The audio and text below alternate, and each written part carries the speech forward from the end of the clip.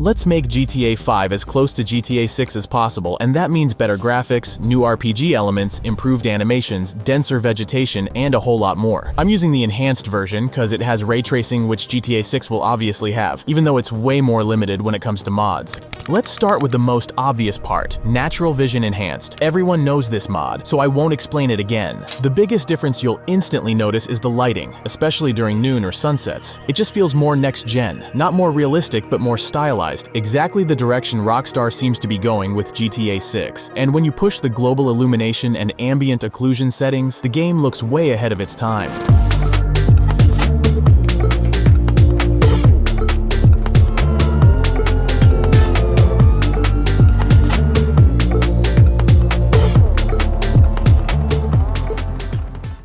Then there are the roads. We spend half our time driving, and the old textures from 2015 just don't hold up anymore. NVE replaces those flat textures with sharp parallax ones, giving that fake depth illusion that actually works. It's the same technique Rockstar uses for small terrain details, like the rocks near Michael's house.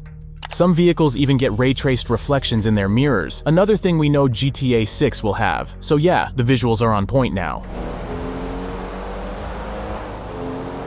But as good as that looks, first-person driving still feels stiff and outdated. So to fix that, I installed Dynamic Vehicle First-Person Camera. And honestly, it changes everything. It basically makes the first-person camera move with the car, reacting to acceleration, braking, and even bumps on the road. It finally feels like it should have from day one, like you're actually sitting inside the car instead of a floating GoPro stuck near the player's head. Driving becomes way more intense and responsive, and it just looks great in motion.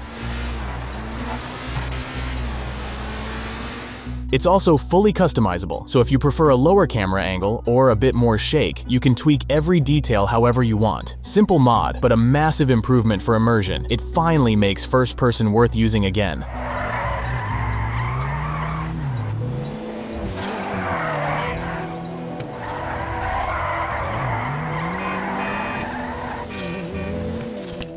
Next up, we've got a mod that adds something Rockstar weirdly left out, Stance, which finally lets us crouch and go prone. It's crazy that Rockstar gave us stealth movement but never added proper prone mechanics, even though the animations were already in the game. Anyone who played San Andreas knows how useful that was back then. The mod works great, crouching looks smooth, prone feels surprisingly natural when moving forward or backward, but yeah, rotating still looks a bit goofy, so I kinda get why Rockstar didn't include it. Still, it's one of those features that instantly makes the game feel more tactical. You can actually sneak up on enemies or animals now, and fun fact, these same animations were spotted in the 2022 leaks, so yeah, another small but real step closer to GTA 6.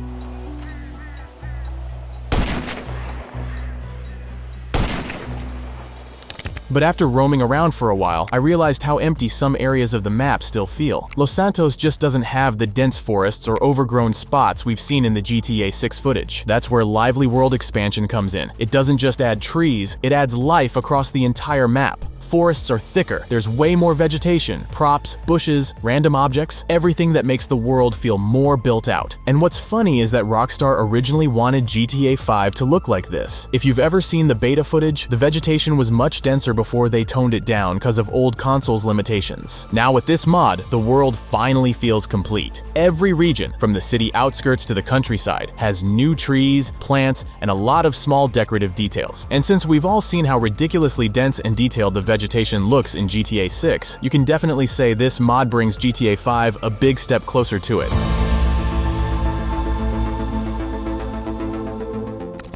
Now, let's fix something Rockstar completely overlooked. Vehicle surface normals. Basically, the way light hits the body panels in GTA 5 is messed up, so the reflections break weirdly, and the seams between parts look like they were welded by some drunk mechanic. Quality of Life Vehicle Fixes Pack removes all those surface issues across more than 100 original and early DLC cars, and adds a ton of other improvements like fixed UV maps, better distance models, proper transparency on lights, and even small panel gaps that were never aligned right. It's not the kind of thing you immediately notice, but once you compare before and after, it's obvious how much smoother and more polished everything looks. And if you look closely at the GTA 6 screenshots, you'll see Rockstar already fixed these exact issues in the new game, so this mod definitely checks another box on our Make GTA 5 Closer to GTA 6 list.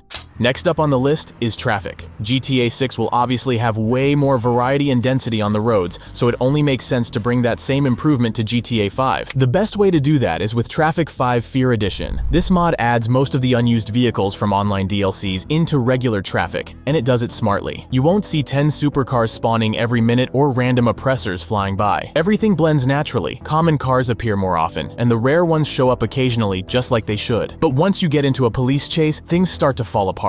You keep seeing the same patrol cars over and over again, and it kills the intensity completely. Luckily, the same author made Dispatch 5, which expands police chases with new vehicles and helicopters pulled straight from GTA 5's unused content. Now, the Police Granger joins the LSPD fleet. The Sheriff Maverick helicopter supports the LSSD, and at 4 or 5 stars, you'll even get the Annihilator with a full SWAT team dropping in. The list of additions is long, and sure, it's still not on the level of what we've seen in GTA 6's trailers, but it gets close enough to feel like a proper next-gen police system.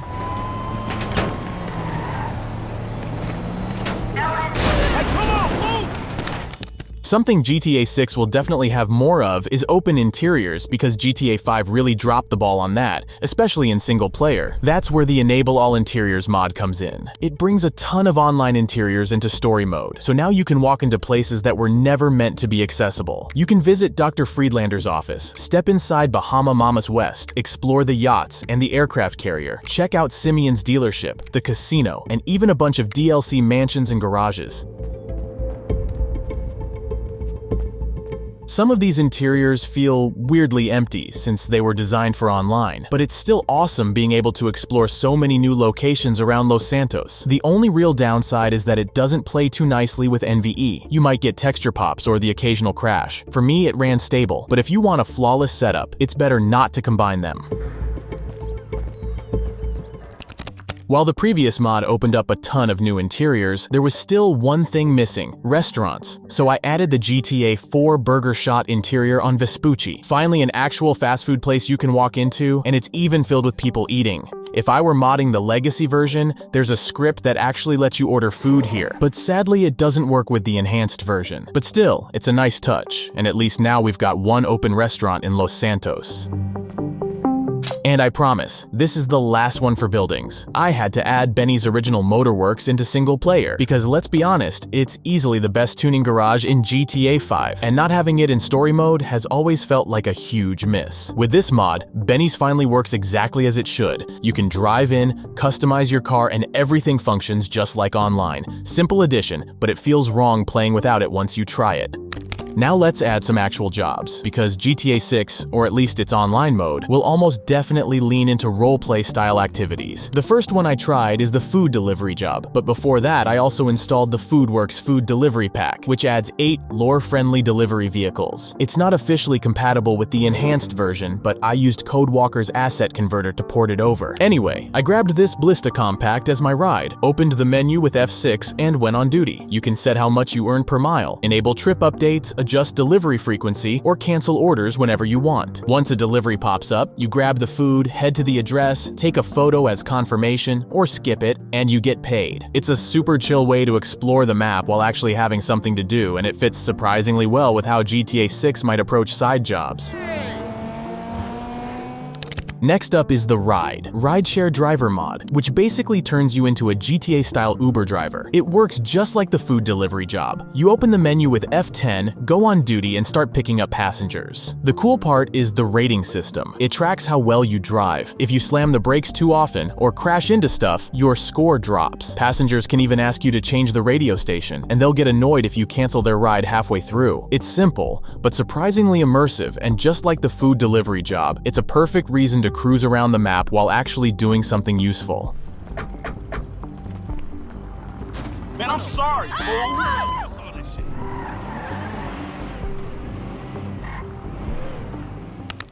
When it comes to ragdoll physics, GTA 5 definitely took a step back compared to GTA 4, and Rockstar knows it. There's no way they won't improve it in GTA 6, especially since they've patented some insane new animation tech for the next game. But until then, we've got next-gen Euphoria, and honestly, the difference is massive. In vanilla GTA 5, when you hit an NPC with a car, they just flop over like nothing happened. But with this mod, they actually react. They grab the hood, stumble, and roll off dramatically. It's hilarious, but also way more realistic.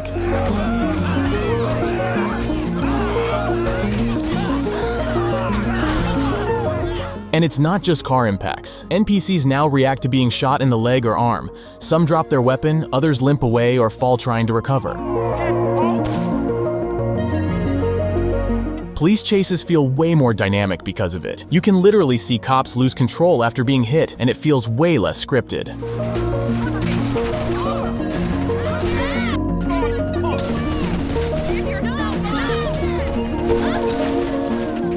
Hand-to-hand combat is another thing that's definitely getting reworked in GTA 6, especially with Lucia's fighting background. Because let's be honest, GTA 5's melee system sucks. You knock most people out with a single punch, and that gets annoying fast. This mod fixes that by rebalancing how much damage punches and kicks actually do. Fights last longer, feel more like a real brawl, and you actually have to throw a few hits before dropping someone. It doesn't mean you can't land a lucky punch. Sometimes you still knock someone out instantly, but it's rare enough to make fights way more unpredictable. But if you still prefer using weapons, I've got something to improve that too. A gore overhaul. Rockstar went all in with gore in Red Dead 2, and while I doubt GTA 6 will be that brutal, it's still going to be a big step up from GTA 5. The vanilla blood effects in 5 look straight out of San Andreas. Low-res splatters, weird reflections, and those shiny light spots that make it all look fake. This mod fixes that completely. You get two versions to choose from, gore and realistic, and I obviously went with the realistic one. Now the blood looks way sharper and more detailed, with proper reflections and textures instead of those pixelated messes. And since the vehicle glass break effects share the same texture file, the author redone them in higher resolution as well. From the GTA 6 leaks, we already know lockpicking is going to be part of the game. We don't know exactly how it'll work or when we'll use it, but it's definitely there. So I decided to bring that feature into GTA 5 too. This mod adds a simple lockpicking minigame when trying to steal locked cars. It's quick, clean, and honestly feels pretty similar to what you'd see in Mafia 2. Just enough tension to make stealing cars feel a bit more involved, instead of pressing one button and driving off.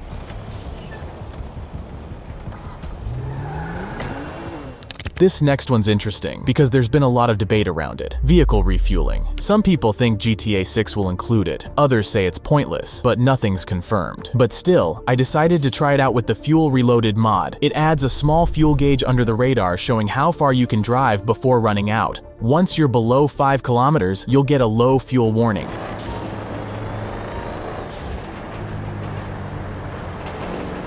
There are gas station blips all over the map, so it's never hard to find a place to refill. And when you pull up to a station, all you do is press the horn and the tank starts filling up.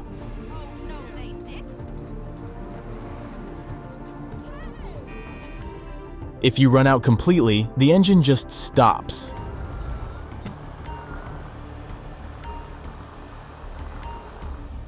You can use a jerry can to refuel manually, but for me that part was super slow, so it's probably not fully compatible with the enhanced version, but at the gas stations it works perfectly.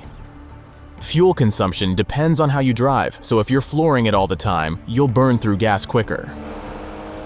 After trying it for a while, I'm still not sure if I'd want something like this in GTA 6, but it's definitely interesting to test how it would actually feel in the game. Damn, you got off lucky, homie. And finally, a small detail straight from the GTA 6 leaks. Dropping weapons. It's nothing major, but it's one of those little features that just makes sense. With this mod, all you have to do is press H, and your character drops whatever weapon you're currently holding.